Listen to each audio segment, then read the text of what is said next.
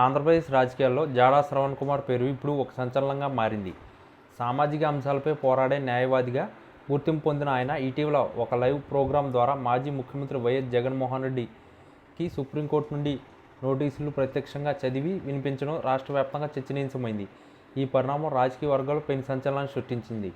సాధారణంగా కోర్టు నోటీసులు అంటే కేవలం న్యాయవాదులకు లేదా సంబంధిత వ్యక్తులకు మాత్రమే పరిమితం అవుతాయి. కానీ శ్రవణ్ వాటిని బహిరంగంగా లైవ్ చర్చలో చదవడం వెనుక ఉన్న ఉద్దేశం ఏంటనేది ఇప్పుడు ఆసక్తికరంగా మారింది. గత కొద్ది కాలంగా వైఎస్ జగన్మోహన్ రెడ్డిపై ఉన్న వివిధ కేసుల విషయంలో న్యాయస్థానాలు దూకుడు పెంచినట్లు కనిపిస్తుంది.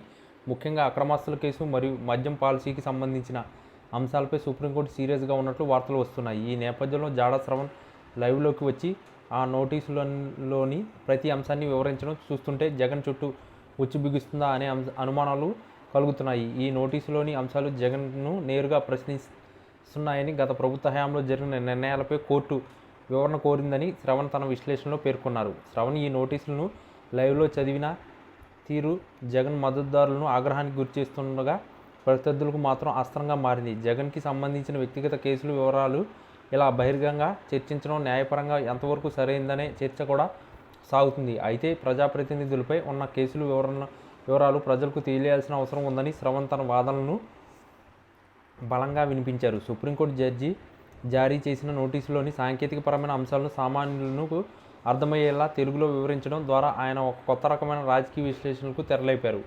నోటీసుల్లో ప్రధానంగా జగన్ ఆదాయానికి మించిన ఆస్తుల కేసు విచారణ వేగవంతం చేయడం మరియు బెయిల్ రద్దు అంశాలు ఉన్నట్లు సమాచారం.